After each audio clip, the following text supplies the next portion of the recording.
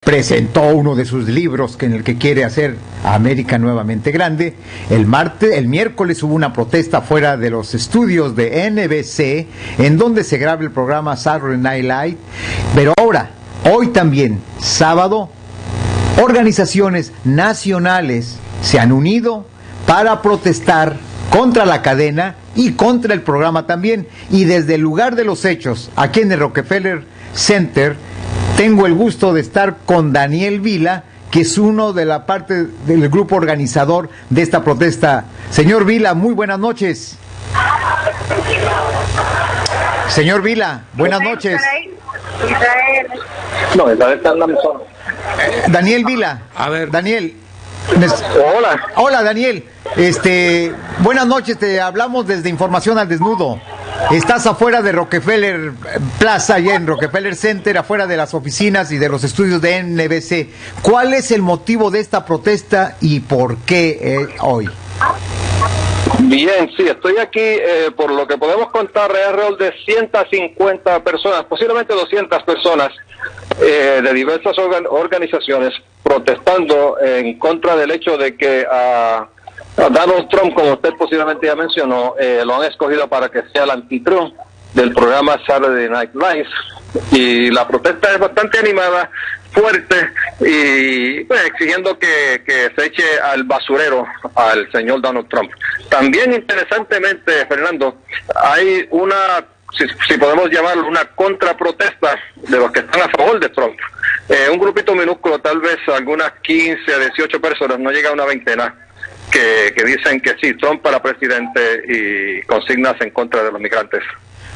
Hoy, Daniel Vila, podemos estar unos a favor y otros en contra. La realidad es que las encuestas nos están mostrando que Donald Trump tiene un amplio apoyo en el estado, en la parte sur de los Estados Unidos, y aparte en el sector más conservador del votante norteamericano. ¿Qué nos pasa? ¿Qué crees que le esté pasando a la sociedad norteamericana en donde no han podido tirar a Donald Trump? Bueno, yo creo, y esta es una opinión mía, ¿verdad? Pero me parece, francamente, que lo que pasa con Donald Trump es que él, como asume una personalidad tal como un payaso, la gente al principio no lo tomaban muy en serio. Inclusive él sabe muy bien, y como usted sabe, por varios años también ha sido anfitrión o coanfitrión de un programa por la televisión, que de hecho precisamente una de las consignas recientemente era contra Donald Trump: "You're fired", la misma consigna que él le tiró a la gente, ¿verdad? Yo creo que el hombre ha aprendido cómo manipular los medios de comunicación y presentarse como una especie de payaso. Pero sabes que el último individuo que hizo ese tipo de maniobra así para los 1930 se llamaba Adolfo Hitler, quien también lo veían como un bufón y un payaso, y ya sabemos la historia por ahí. Y cuéntanos, Vila, ¿cómo está pasando allá la manifestación? ¿Cómo está esta gente? ¿Están gritando sus consignas? ¿En dónde están? ¿En Rockefeller Center? ¿Piensan hacer una marcha? ¿Qué está pasando? Cuéntanos. Exactamente, sí, Israel Galindo. Estamos justo como tuvimos que retirarnos un poquito, como algunos 80 pies de la manifestación, porque el ruido es muy fuerte, entonces no le podría escuchar, ¿verdad? Pero interesantemente, hay muchos turistas, cientos de turistas que se están deteniendo, observando la protesta. La mayoría, interesantemente, de alguna manera simpática con lo que están llevando a cabo la protesta. Aunque no quiere decir todo. Acaba de pasar un señor anglosajón quien me dijo Donald Trump para presidente. Y pues esa es, pero aparentemente en la ciudad de Nueva York, como conocemos, eso es una opinión minoritaria. Podría añadir en cuanto a por qué estas aspiraciones de Donald Trump han sido tan exitosas. Nos parece también que no podemos descartar que este hombre tiene miles de millones de dólares que puede invertir en todo un andamiaje publicitario, ¿no?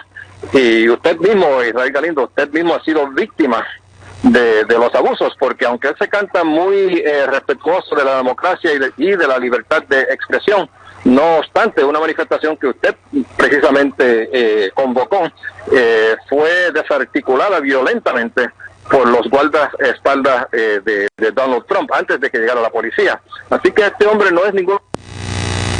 ¿Qué pasó? ¿Aló? ¿Se cortó? A ver. Bueno. Oh, perdimos al señor Vila, que se encuentra ahí en el Rockefeller Center. ¿Qué pasó?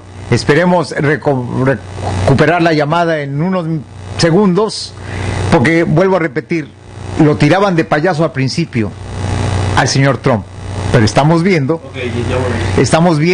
que con sus millones podría, muy lejanamente, pero podría el señor Trump ser el candidato republicano. Así que si tiene un apoyo de la base del Tea Party el señor Trump, Vila, ¿qué esperan ustedes realmente? ¿Que NBC tome en cuenta las protestas? No, honestamente le voy a decir, para mí ha sido y no debería de ser así a la edad que yo tengo, ¿verdad? Pero para mí ha sido una gran sorpresa, casi un shock, de que la NBC pueda tener este racista que no tiene ni una ápice de diferencia con la Ku Klux Klan o con el partido nazista fascista. A mí me ha sorprendido mucho porque esta emisora, este programa en particular, Saturday Night Live, para la época de los 70 y los 80, era un programa de izquierda más o menos, en contra de la guerra, a favor de los derechos civiles, a favor de los derechos de los afroamericanos, y ha habido un gran cambio en la política, parece, editora de la NBC, así que esta gente parece que no respetan para nada la opinión del pueblo. Ahora, quisiera añadir, antes que terminemos, bien rapidito, ¿por qué el éxito de este hombre? Un tercer elemento, Fernando Israel, es que acaba de salir el fin de semana pasado, un estudio que se hizo, fue publicado en el Washington Post. El estudio demuestra que el hombre y la mujer anglosajonas en este país, hombre y mujer anglosajona de clase trabajadora, clase media humilde, están muriendo antes de los 54 años promedio, antes de los 54 años. ¿Por qué? Las drogas, el suicidio, el alcoholismo, el hecho de que se sienten desplazados por tanta gente que están viniendo ahora de otros países con tanta energía productiva y ambiciones, etcétera. El anglosajón promedio, fuera de la ciudad de Nueva York, por supuesto, estamos hablando de Pensilvania, Ohio, Wisconsin, Kansas City, esa gente están muriendo un número desproporcional, no llegan apenas el promedio a 54 años de edad, y eso me parece que demuestra una gran frustración que hay entre esa gente, y ahí precisamente es que radica el mayor apoyo para este fascista. Así es, Daniel, en un segmento más adelante de este programa tocaremos este asunto que acabas de decirnos, de que blancos, mediana edad, sin educación y muriendo, que cada vez están tomando más y más medicinas, drogas con prescripción, pero de acuerdo a un analista y que conoce muy bien de la Asociación de Medicina Americana, dice que ninguno de los informes se dirige al fondo social, que es los niveles récord de la pobreza, la indigencia y el desempleo acá en los Estados Unidos, y también se ve reflejado en Gran Bretaña. Es verdad lo que dice, este tema lo tocaremos más adelante en el programa, pero tiene razón, el hombre blanco de clase media baja, con 1 o 2 trabajos, no está llegando ni a la 3/4 partes o 2/3 partes del índice de vida en Estados Unidos, por todo lo que nos estás diciendo. Piensa que el gran enemigo a vencer es el inmigrante que llega a este país y que con salarios mínimos les llegas a quitar su puesto de trabajo, y ahí vemos que el señor Trump se está manteniendo por eso, ahí, en ese nivel. Sí, en estas etapas así, ¿verdad? Es parecido a Alemania de la época de los 1930, hace falta un chivo expiatorio, y por lo pronto, en una ocasión era el afroamericano. Sin embargo, interesantemente, esta gente están tratando de crear una especie de alianza entre el trabajador blanco explotado y el afroamericano en contra del inmigrante. No creemos que va a ser exitoso, por lo pronto, no obstante, ese sí parece ser el sector que más favorece al señor Trump.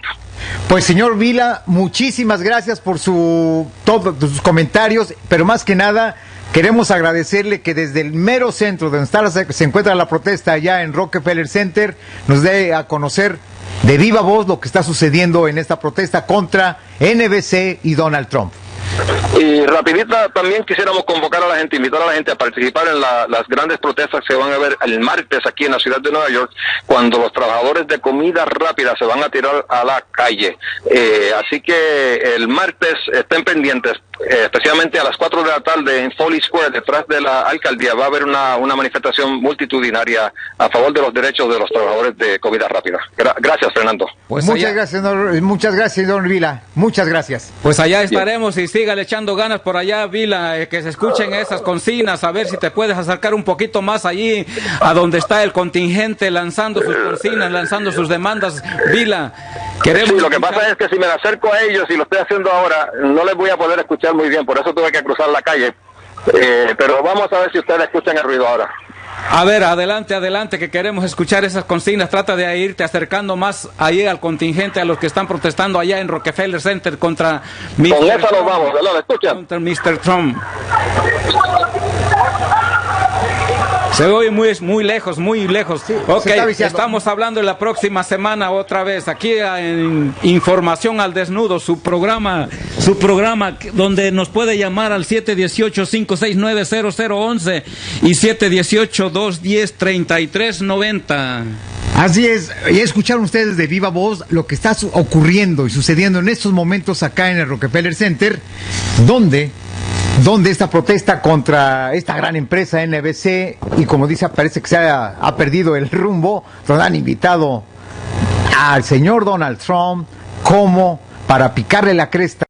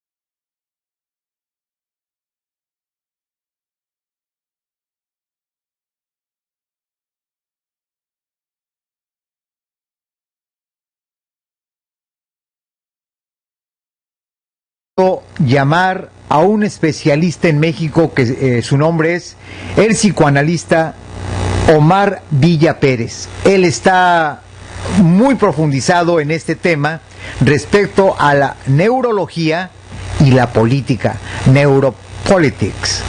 ¿Qué tan profundo es? ¿Qué tanto nos manipulan? ¿Es ético? No crean que nada más es en México. De acuerdo a este informe, en 3 continentes se está usando esta nueva técnica porque es de este siglo, y aparte de eso, no crean que son países pequeños.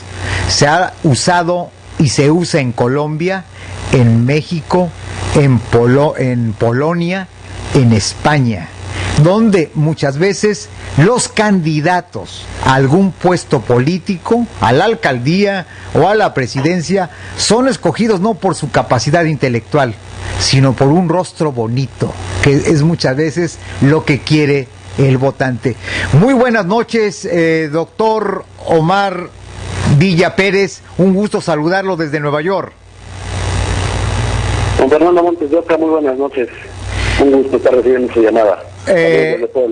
Doctor, seguramente ya leyó este interesantísimo artículo en el New York Times, en donde habla de la neuropolítica. ¿Qué me puede usted decir al respecto? Así es, bueno, pues la neuropolítica es una disciplina de las neurociencias que realmente tiene pues pocos años haciendo investigaciones y estudios en este campo, donde pues al parecer la ciencia está ahora ocupándose pues pareciera como de un modo que pueda ahora todo su poder manipular, controlar, influir en las personas, obviamente para sacar ventaja de estas cuestiones emocionales del ser humano, de toda esta parte inconsciente del cerebro. Y bueno, sí, afirmativamente en este caso con el artículo del New York Times, pues se abre esta polémica. Hay algunos otros artículos, y como bien lo mencionaba don Fernando, esto es una cuestión global. Se habla de que en varios países, ¿no? Como ya lo comentaba, en este caso se está dando esta situación de manipulación, en este caso por cuestiones del cerebro. O sea, prácticamente creemos que estamos tomando decisiones, creemos que al elegir un candidato está pasando esta capacidad de raciocinio, estamos completamente ciertos y seguros de la decisión que estamos tomando. Sin embargo, pues los estudios nos indican que estamos siendo completamente manipulados, en este caso por este tipo de estímulos, ¿no? Se habla sobre todo, por ejemplo, de que para poder vender algo, ¿no? Y que este es el antecedente de la neuropolítica, estas cuestiones del neuromarketing. Bueno, pues tenemos que revisar las necesidades de este consumidor, sobre todo en una cuestión de valores, de objetivos, y sobre todo que haya una sincronización con lo que la persona está sintiendo, necesitando, con esas carencias que hay que llenar, y es parte de todo este tipo de situaciones que se están presentando. De manera muy general me gustaría abordar esta cuestión como un poquito más a detalle de qué es lo que está pasando en el cerebro humano cuando se dan estos procesos de manipulación de masas, ¿no? Referidos a la neuropolítica. Tenemos 3 estructuras básicas que ya mencionaba Sigmund Freud, ¿no? Que es el ello, el yo y el superyo. Pero en términos biológicos, en términos neurológicos, me gustaría hacer como la clasificación de qué sistemas están operando de manera interna. En el yo, que es nuestro principio de realidad, en la cuestión cerebral está manejada por lo que es el tallo cerebral, que tiene que ver con el lenguaje, el contexto y la sensorialidad. ¿Sí? Esta zona del cerebro está siendo manipulada de tal manera que estas palabras que utilizan los los políticos que utilizan los comerciales, estas canciones que se usan, obviamente están influyendo en esta zona del cerebro para que se pueda dar este tipo de cuestiones. En cuestión del sistema límbico, que es prácticamente la parte del sistema que controla las emociones, bueno, ahí están incluidos lo que viene siendo las creencias, los mecanismos de interacción, ¿sí? Toda esta cuestión social y los sentimientos. Prácticamente nos hacen, por medio de estas imágenes, de estos estímulos y de cualquier información en cualquiera de los sentidos, alterar esta cuestión, esta respuesta, que a fin de cuentas todas las emociones son secreciones. Sí, son secreciones, en este caso de ciertas glándulas, y obviamente esto va a modificar nuestra respuesta a la hora de decidir. En el caso de la corteza cerebral, está incluido que es el superyo, está incluido los valores, los mecanismos de defensa y la intelectualidad. ¿Sí? En ese sentido, bueno, ¿qué tanto se está buscando que los valores que aparentemente están sincronizados con estos candidatos tengan un impacto en mí? Que yo crea que esta persona realmente es de confianza, que esté generando en mi cerebro una proyección que yo pueda interpretar como de lealtad, ¿sí? De honestidad, etcétera. Y aunque mi mecanismo del hemisferio izquierdo está trabajando aparentemente en controlar lo racional y aparentemente la decisión es racional, como está comprobado que toda esta cuestión de la manipulación está a nivel inconsciente. Yo creo que decido de cierta manera, pero todo el proceso me indica que no es así. De hecho, de manera muy simple, en una décima de segundo, al observar el rostro de una persona, en este caso, por ejemplo, de un candidato, inconscientemente ya hemos hecho un juicio de esa persona y ya nuestra parte interna puede interpretar si es una persona de confianza o no lo es. O sea, es impresionante realmente cómo este tipo de cuestiones pues se manejan a este nivel. Mi otra pregunta es la siguiente: ¿tiene que ver algo la capacidad intelectual del individuo, su escolaridad, o tiene que ver algo su nivel económico? No, en este caso absolutamente nada tiene que ver esta capacidad o esta capacidad intelectual o este nivel de escolaridad.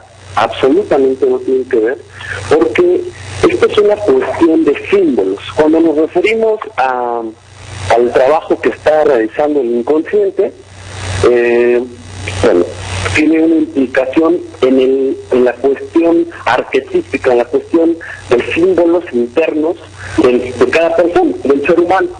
Entonces, por lo tanto, sobrepasa esta cuestión. Digamos, como para decirlo en términos más simples, el hemisferio izquierdo se encargaría en este caso de toda esta cuestión lógica, de análisis, de inteligencia, de intelectualidad, ¿sí? Ese es el hemisferio izquierdo encargado de esas tareas, pero para que nos puedan manipular de esta forma en la que lo están haciendo, de alguna manera están bloqueando el hemisferio que se encarga de ese tipo de procesos. Y entonces el cerebro, el hemisferio derecho del cerebro, queda totalmente vulnerable a ese tipo de procesos. Entonces ahí estamos trabajando con la percepción de la forma, con la música, con el olfato, con la simbolizaciones, con la expresión gráfica, ¿sí? En este caso trabaja también esta parte del hemisferio derecho, todo lo que tiene que ver con el pensamiento analógico, ¿sí? Con la intuición, y esa es la zona del cerebro que está siendo estimulada, ¿sí? Para que se puedan tomar este tipo de decisiones, como comentaba hace un momento, inconscientes. Aunque yo ya tenga en la mente aparentemente un análisis de ventajas, de desventajas, etcétera, bueno, obviamente ya está instalada cierta información que ha sido percibida anteriormente. Y esto obviamente está retroalimentado por muchas cuestiones más allá. Es decir, el generar la opinión pública, el hecho de que alguien repita continuamente ciertas ideas, aunque sean falsas, el cerebro lo decodifica como si fuera una cuestión verdadera. Y ahí que esta cuestión de este bombardeo auditivo, visual, de discursos, que lleva justamente a generar esta opinión pública antes de en las elecciones, bueno, está respaldada esta cuestión neurológica en ese sentido. En este caso, todos los ciudadanos del mundo están en el ajo, como se dice, no están exentos de sufrir esta manipulación por parte de de estas compañías de neuropolítica, porque lo que hacen es una regla a la medida de acuerdo a la población a quien va dirigido el mensaje. Así es, Juan Fernando. Obviamente, digámoslo, prácticamente ningún ser humano puede no ser influido, si lo queremos ver en términos científicos. Absolutamente todo lo que percibimos con los sentidos, o incluso lo que rechazamos, lo que está aparentemente en contra de nuestros valores, de nuestras creencias, etcétera, todo lo que aceptamos, rechazamos, todo lo que observamos de manera consciente o inconsciente, en este caso, va a influirnos. Es imposible no comunicar. En este caso, la primera regla de la comunicación, entonces es imposible no comunicar. Y al mismo tiempo, cuando hablamos de es imposible no comunicar, es imposible no influir. Y al mismo tiempo es imposible que lo que me rodea, sí, desde lo más simple hasta lo más complejo que pueda percibir, es imposible que no tenga una influencia directa sobre mí. Entonces, bueno, obviamente ahí está esta cuestión de que sí hay una gran vulnerabilidad, y que sobre todo estas agencias, ¿no?, que se encargan de hacer este tipo de estudios, lo saben perfectamente. Entonces, pues lamentablemente la ciencia en este caso está del lado de los políticos, y eso es realmente peligroso, realmente lamentable, realmente criticable en ese sentido, porque se busca una forma, digamos, suavizada para entrar en el elector, ¿no? Estas cuestiones que ya no habían estado funcionando, que parecían coercitivas o de la política tradicional, se empiezan a dar cuenta que ya no tiene efectos en la población, y entonces tienen que buscar nuevos canales, nuevas formas de generar este tipo de cuestiones. Insisto, yo cuando percibo ese estímulo, tengo que estar consciente de qué información realmente está entrando en mí, aparentemente una información imparcial, etcétera, pero todos los elementos que ocupan este tipo de estudios que se ha demostrado, bueno, doctor Villa, identificar. Doctor Villa, yo tengo una pregunta. Anteriormente se decía que los grandes psicólogos son los que asesoraban a los gobiernos para cómo manipular a la gente y hacer que la gente haga lo que los políticos quieren, lo que el gobierno quería. Ahora, ¿quién se encargará de que ponga en práctica esta neuropolítica? ¿Serán psicólogos o qué otra disciplina dentro de la rama médica se encargaría de asesorar a los gobiernos para la manipulación de los pueblos? Creo que es una cuestión interdisciplinaria. En ese sentido, no únicamente la psicología se dedica a trabajar en estas líneas. Obviamente que dentro de las neurociencias y todos los estudios realizados, obviamente podemos hablar también en este caso de la medicina, de la sociología, sí, de la antropología, etcétera, y sobre todo, por ejemplo, en cosas muy específicas que tengan que ver con el cerebro en ese tipo de situaciones, pues todos los estudios que tengan que ver con neurobiología y con neuroinmunología también, en este caso neuroanatomía, solamente como partes estructurales.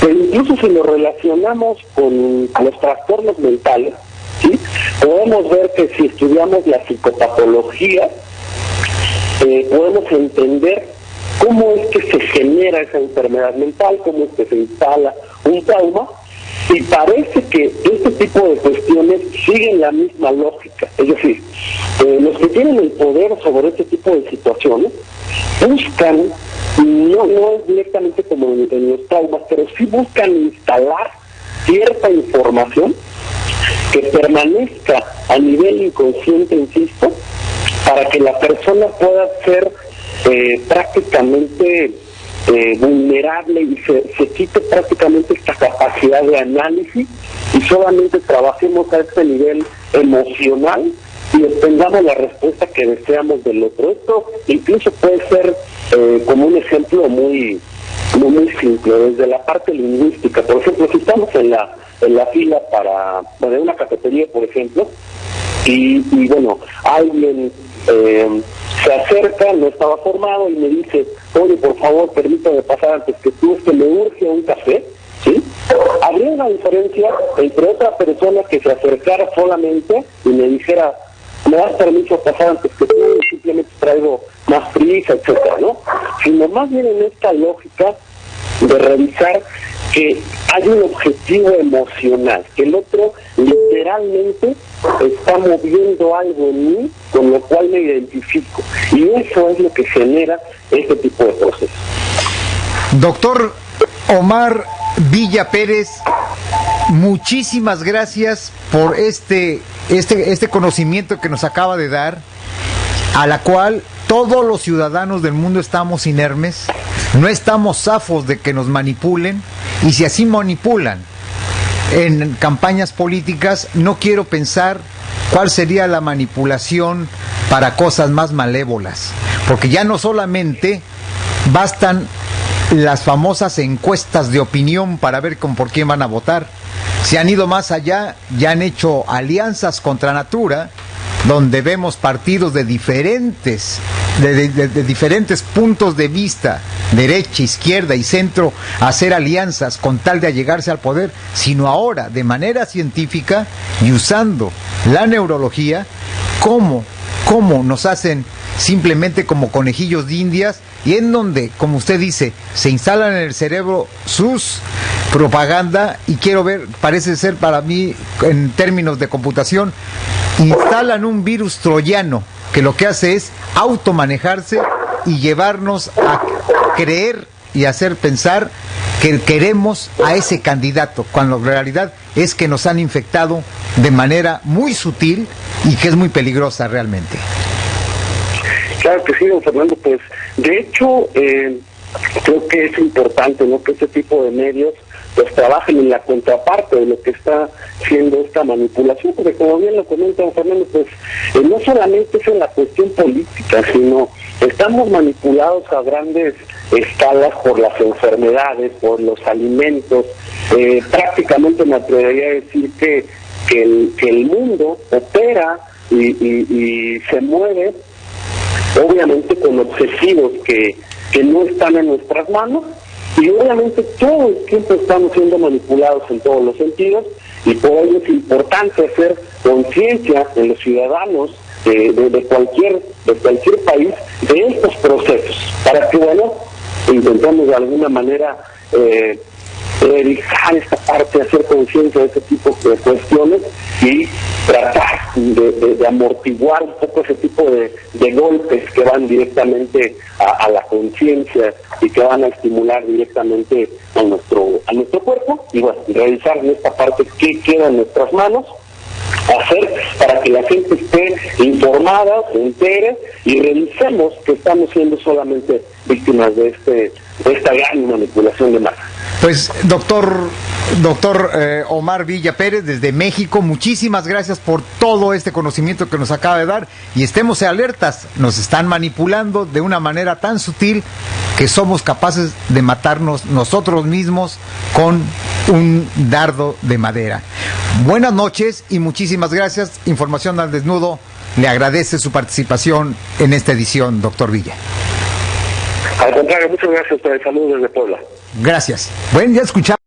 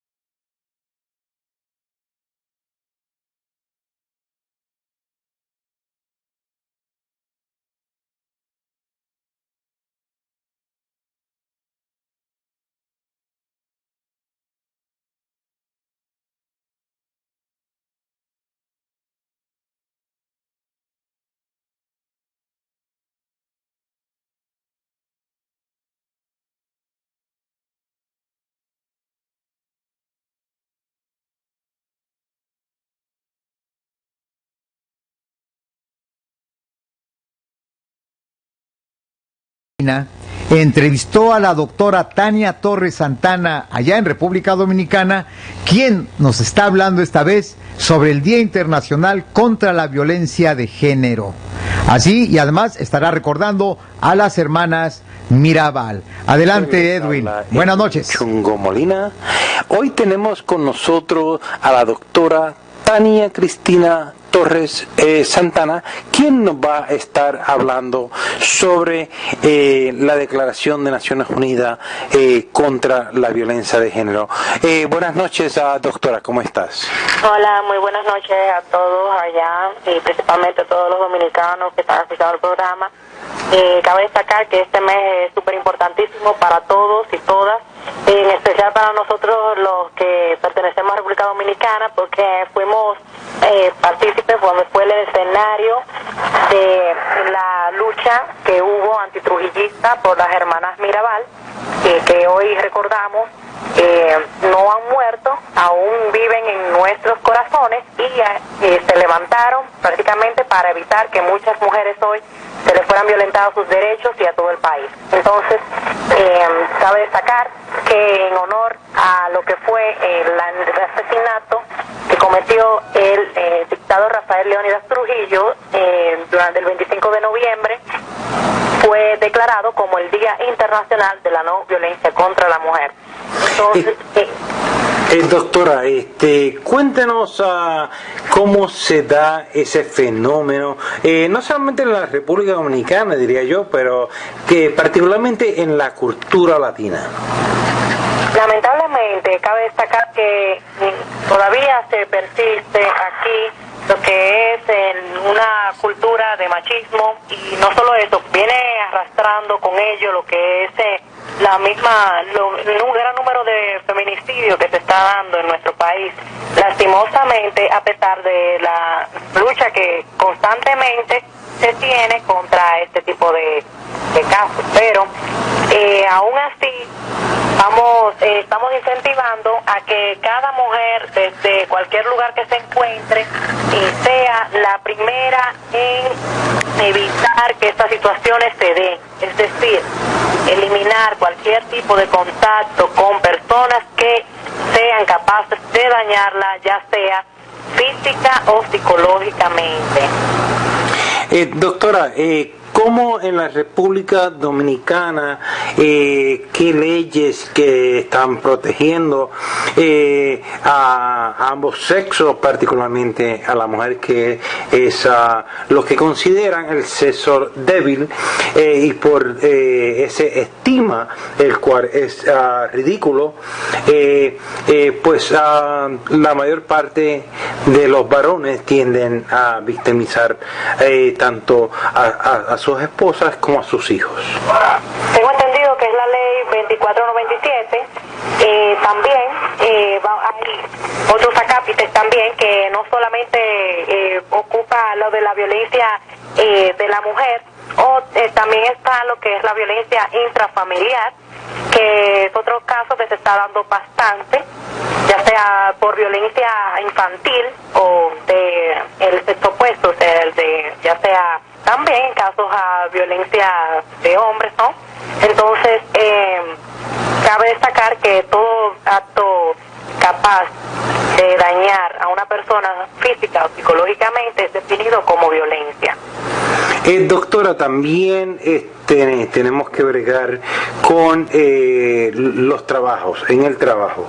En el trabajo, la mayor parte de los países hoy en día, la mujer le dan un salario menor que al hombre. ¿Cómo se está bregando en la República Dominicana y cómo usted piensa que se debe estar bregando? Bueno, lo que hasta el momento se ha demostrado estadísticamente es que el mayor número de ingresos a las universidades es de mujeres más que de hombres. Es decir, que por ende, en la mayoría de los lugares ya en el ámbito profesional han tenido que abrir paso a la participación de la mujer en todos los ámbitos, aunque todavía persiste la ignorancia, el machismo, de evitar que la mujer participe en ciertas áreas. Por ejemplo, en el caso de la medicina se ven excluidas en ciertas especialidades. Aquí hubo varios casos de, por ejemplo, en las especialidades de neurocirugía, en donde se le negó la plaza a la única persona que había sido capaz de pasar la prueba, que fue una mujer. Es decir, prefirieron que la plaza se perdiera a que dársela a una mujer, que fue la única que la aprobó. Doctora, ¿cómo usted ve la discriminación de salarios en promedio del hombre y la mujer, particularmente donde usted se encuentra ahora mismo en República Dominicana? Bueno, ha mejorado bastante porque debido a, como ya le había mencionado antes, como hay mayor cantidad de profesionales mujeres, ya obviamente al mercado no le queda otra opción que permitirnos a nosotros ser partícipes y ser las que prácticamente encabezamos la mayoría de los lugares por la preparación de que generalmente las mujeres le dedican. Entonces, por lo menos ya está siendo reconocido que nuestros lugares profesionalmente se están desempeñando como debe ser, según la capacidad de la persona, no por el género. Doctora, un último mensaje para esta diáspora que le está escuchando a través de los micrófonos de Información al Desnudo acá en Nueva York y a través de nuestras ondas radiales cibernéticas. Bueno, toda mujer, ya sea latina o cualquier otro de cualquier otra nacionalidad está en la obligación de denunciar cualquier tipo de abuso, sea física o psicológicamente. Psicológicamente me refiero a cualquier tipo de insultos o cualquier tipo de presión psicológica que le ejerza su pareja o cualquier otro tipo de persona. Entonces, sea valiente, mujer, no se quede callada porque mañana puede ser muy tarde y podemos lamentar otro asesinato más. Entonces, les invito que también, si conocen de casos de violencia, ya sea intrafamiliar o de género, por favor, sea el primero en denunciarlo, porque puede ser muy tarde para esa persona o para usted misma. Doctora, le queremos dar las gracias aquí en Información al Desnudo y sí, siempre recordarle que nuestros micrófonos siempre van a estar a su disposición y a la disposición de su pueblo para estos mensajes tan importantes que nos trae usted cada noche. Pues muchas gracias también a ustedes y le invito a la población a que... Ya escucharon ustedes esta importantísima noticia con la doctora Tania, quien habla nuevamente.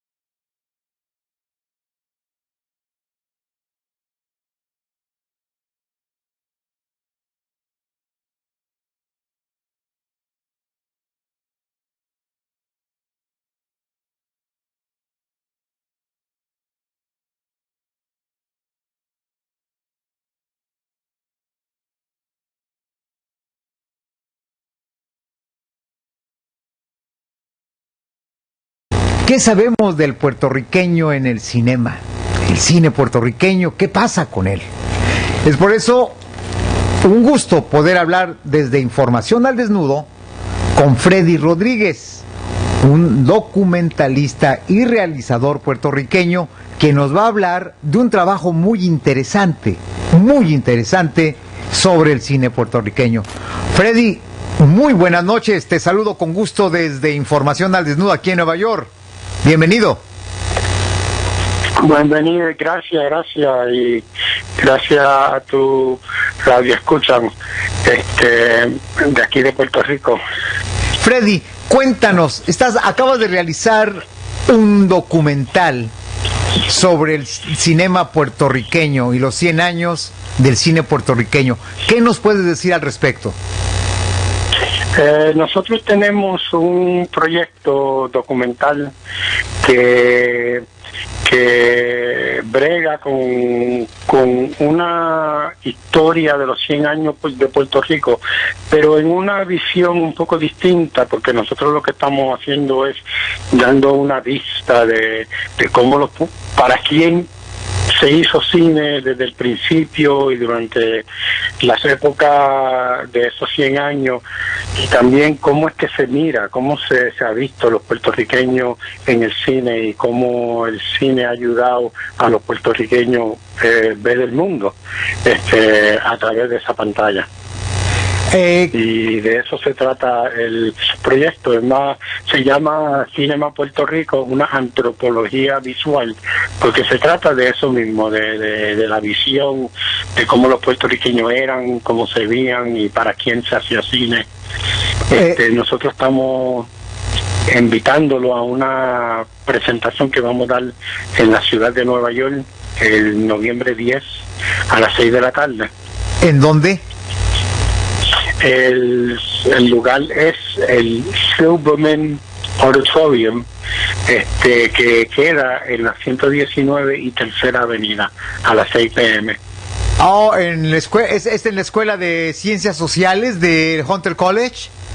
Eso mismo, sí. Eso mismo. Es aquí en la ciudad de Nueva York. Es la calle 119 y la Tercera Avenida en la Escuela de Servicio Social del Hunter College, este próximo martes 10 de noviembre a las 6 de la tarde. ¿Vas a estar presente ahí?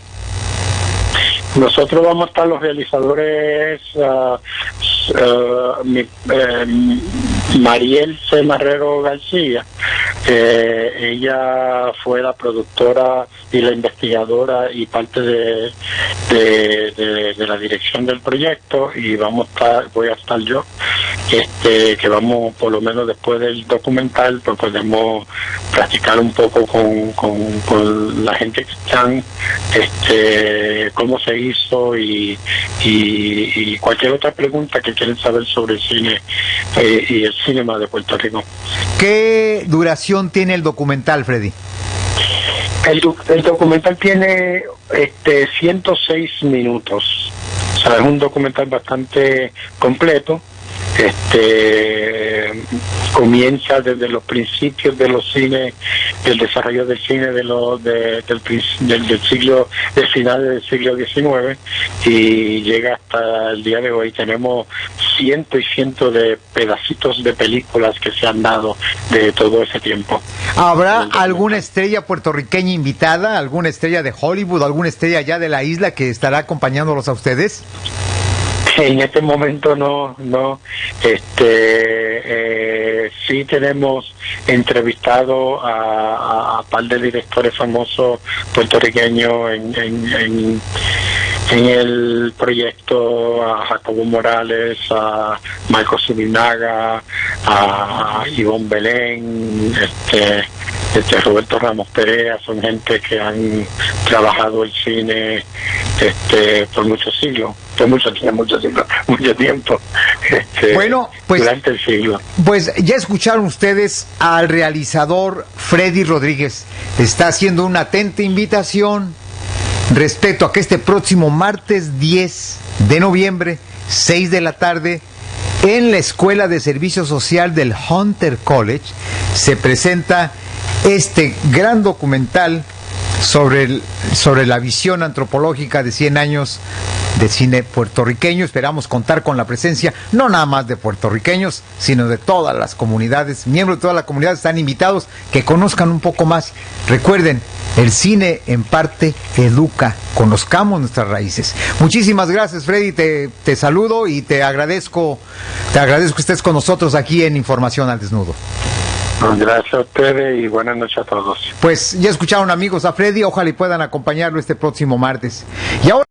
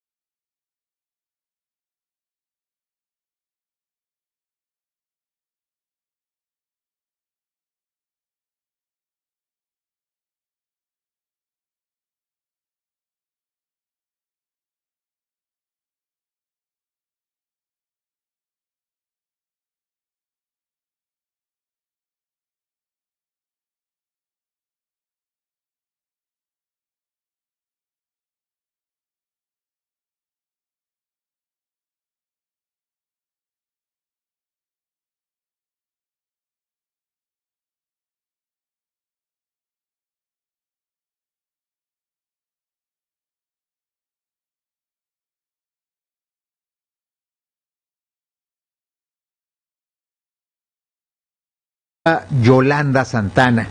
Sí, escucharon ustedes bien. La profesora Yolanda Santana, quien se encuentra en República Dominicana y que nos va a hablar sobre las hermanas Mirabal, pero también sobre el Día Internacional contra la Violencia de Género. Profesora Santana, muy buenas noches. Buenas noches para todos los radioyentes, ¿verdad? De todo nuestro continente, digamos, ¿verdad? Sobre todo la diáspora de América Latina y el Caribe, que escucha información al desnudo. Profesora, las hermanas Mirabal son un símbolo, las famosas mariposas son un símbolo respecto a la lucha contra la tiranía, contra la dictadura, pero más que nada que siendo mujeres tienen un lugar preponderante en la historia dominicana. De hecho, la gran violencia contra el género inició casi con ellas de manera internacional. ¿Qué nos puede usted decir al respecto?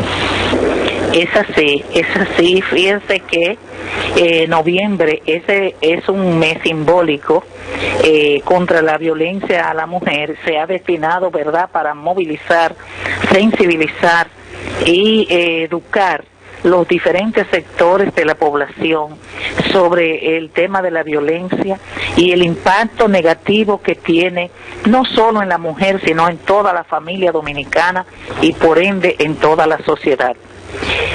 Como bien dices, noviembre, por ejemplo, además de las hermanas Mirabal, que realmente representan el símbolo por excelencia de la resistencia política y de la violencia política del tirano, y que dio motivo a que en 1981, en el primer encuentro feminista latinoamericano y caribeño celebrado en Bogotá, Colombia, pues todas las delegaciones de los países que ahí estaban asumieran el 25 de noviembre como el Día de Lucha Internacional contra la violencia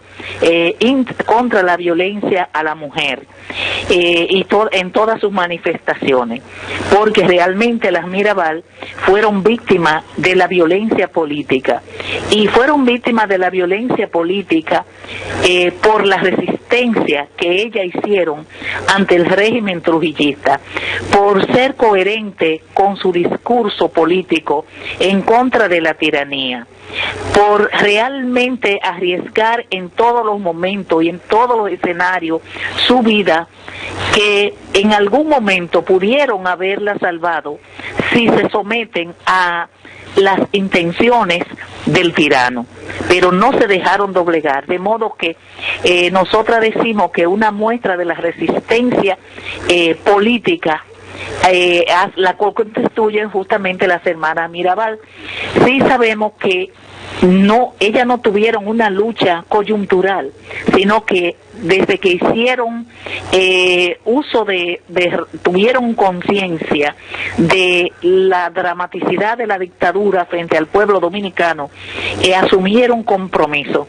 Y Minerva fue fundadora precisamente de la organización opositora al régimen trujillista más grande y más prestigiosa que enfrentó esta tiranía. De modo que aunque ellas cayeron víctimas de la tiranía, sin embargo, su sacrificio, su heroísmo, su martirilogio no fue en vano. Sobre todo de las tres hermanas, Patria, Minerva y María Teresa, la que tuvo mayor compromiso, mayor vuelo político, fue Minerva Mirabal, una mujer sumamente inteligente y que precisamente habiendo sido la mujer, la estudiante más meritoria en la cátedra de Derecho, el tirano no le permitió, por su condición de mujer y por su condición de política opositora, le impidió investirse como tal y mucho menos ejercer. Sin embargo, los aportes que ella hizo al movimiento fueron incalculables, y de modo que se le considera que fue la pionera número 1. Algunos consideran que Manolo fue el principal fundador, pero ya está establecido y comprobado en investigaciones que realmente ella principalmente fue la pionera, la que encendió la chispa de ese gran movimiento, al que rápidamente también lo asumió Manolo y todos los demás dirigentes del momento. Profesora, de modo que cuando ocurre el asesinato de la misma, ya es como si hubiese sido la muerte, la crónica de una muerte anunciada, porque sabían los planes, ya se conocían casi públicamente los planes que el tirano tenía para acabar con sus vidas, y creer que con eso detendría el movimiento en su contra y que prolongaría aún más la tiranía, pero todo lo contrario. Ocurrido este cuádruple crimen junto con su chofer, que también era militante del movimiento, no simplemente no era chofer, un militante del movimiento, y por eso, sabiendo que corrían ese riesgo, él también lo asumió de manera consciente. Entonces, desde ese punto de vista, pues todo el asesinato de las hermanas Mirabal lo que hizo fue precipitar aún más la desaparición de la tiranía. Profesora, estamos hablando con la profesora Yolanda Santana hasta República Dominicana. Estamos realmente dando a conocer el Día Internacional contra la Violencia de Género. Estamos hablando de las hermanas Mirabal.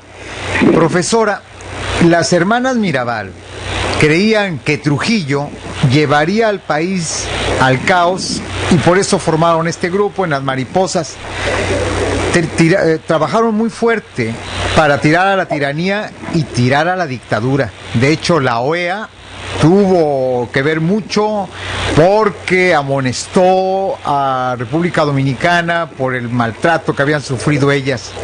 En la actualidad ya no está Trujillo, pero estamos viviendo una dictadura económica con neoliberalismo. ¿Hay alguna mujer que destaque actualmente, que lleve la voz cantante allá en República Dominicana respecto a la situación que vive el país?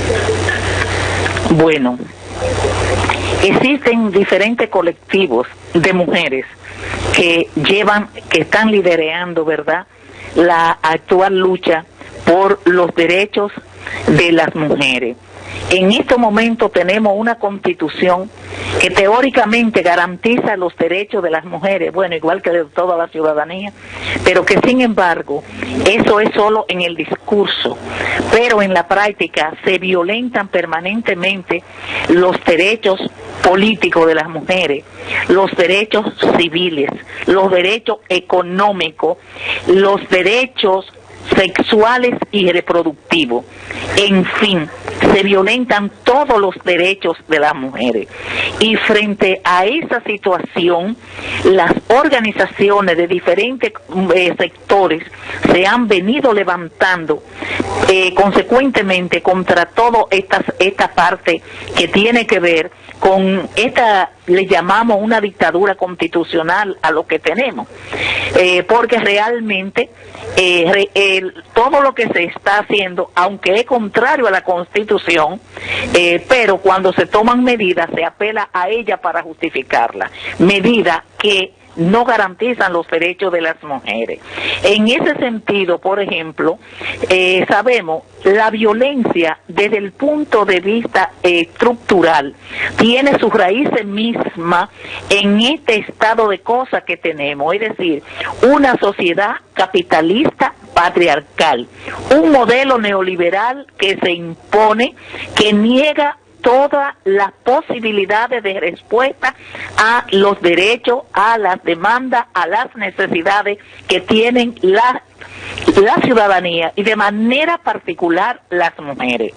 Y entonces vemos que un sistema que genera violencia, en un sistema que solo 62 personas son los dueños de los grandes capitales, sometiendo a los demás a vivir en condiciones de vida deplorable, entonces estamos hablando de un sistema de injusticia muy grande que somete a las grandes mayorías al hambre, a la miseria y a estados de vida que realmente le niegan la salud, la educación efectiva y todo lo que necesita un ser humano para vivir con dignidad.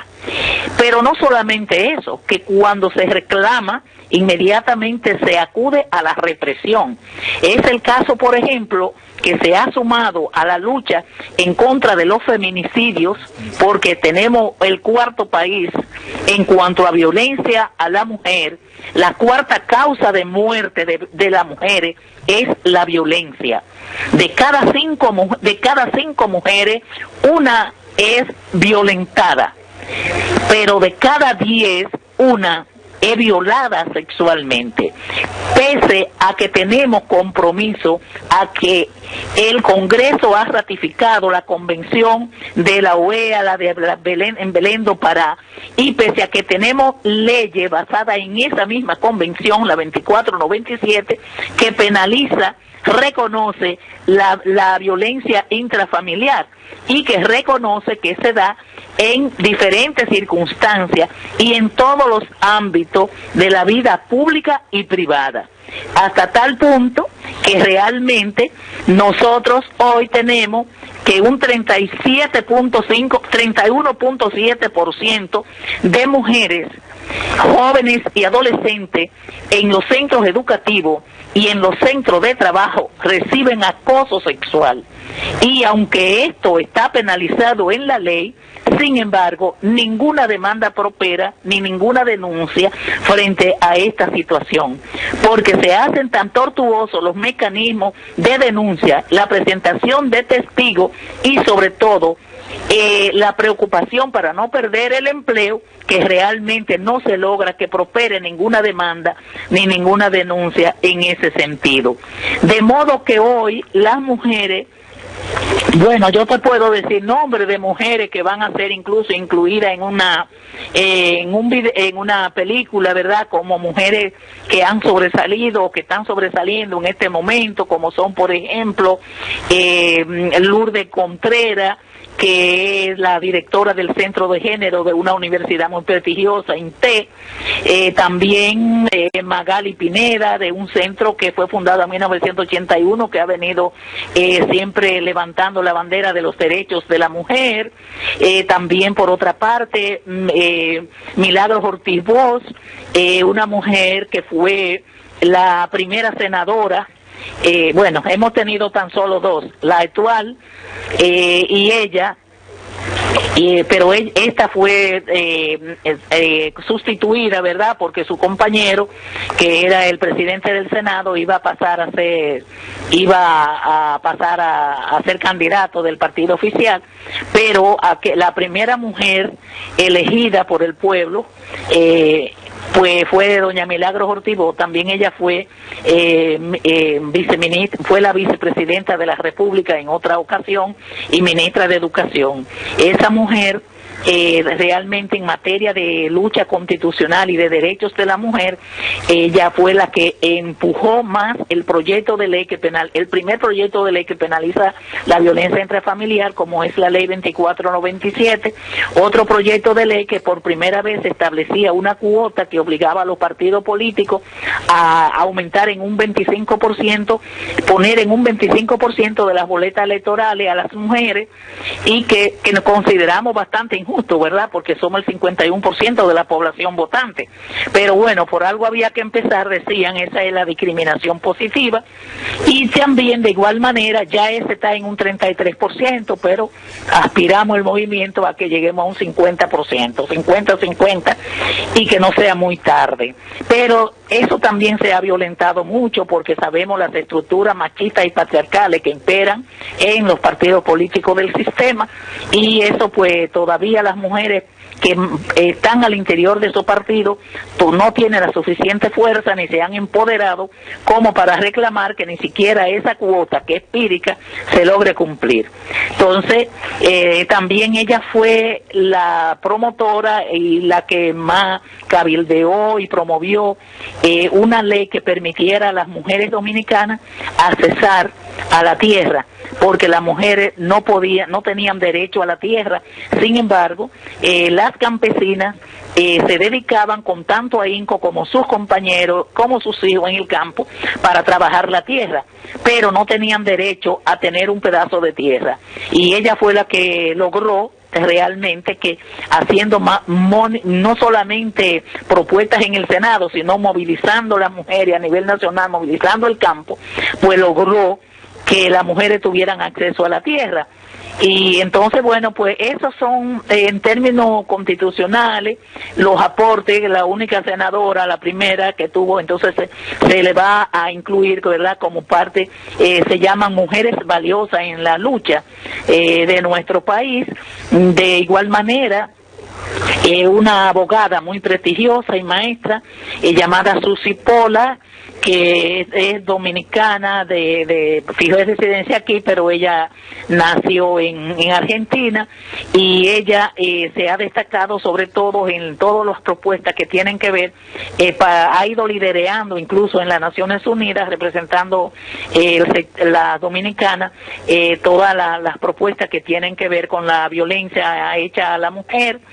Y bueno, son mujeres que de una u otra manera pues han hecho grandes aportes, pero que le entendemos. Existe una feminista, una de las primeras feministas que se ha destacado en el país, dirige instituciones de salud relacionadas con la mujer, y de nombre Sergia Galván, que también son mujeres que han logrado, ¿verdad?, trascender incluso las fronteras nacionales en materia de lucha por los derechos de la mujer y en contra de la violencia, porque la violencia realmente es un fenómeno que, a pesar de que ha sido reconocido por la Organización Panamericana de la Salud como un problema de salud, realmente, porque deteriora las condiciones de la salud de la mujer.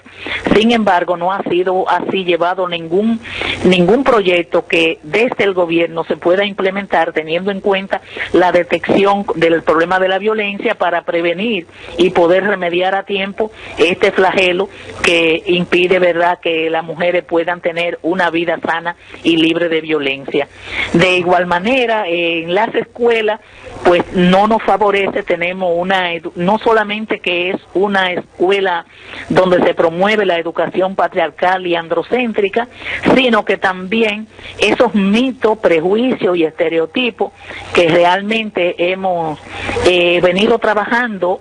Nosotras, como coordinadora de mujeres del Cibao, hemos venido trabajando desde el 8 de marzo del 81 todo el desmonte de esto, y lo hemos hecho en coordinación con educación, sobre todo porque entendemos que educación es una de las instituciones que más puede aportar a la desconstrucción de todos estos fenómenos que posibilitan la reproducción y el fortalecimiento de la discriminación de la mujer y, por tanto, de la violencia. Doctor, el que nosotros tengamos cada 200 feminicidios cada año, eso nos coloca en uno de los primeros, en un estudio de 40 países, en uno de los primeros países que tiene el más alto número de feminicidios. Estamos en el cuarto país justamente. Pero cuando hablamos de la salud, hablamos de las condiciones de salud, que realmente somos el país que, a pesar de los objetivos del milenio, del que el gobierno fue signatario, sin embargo, al evaluar ahora, hemos visto que seguimos con el mismo índice de mortalidad materna, que estamos hablando de unas 169 mujeres por cada 100.000 nacidos vivos. Es decir, que esto implica que realmente nosotras estamos en los primeros países donde la mortalidad materna estamos adelante.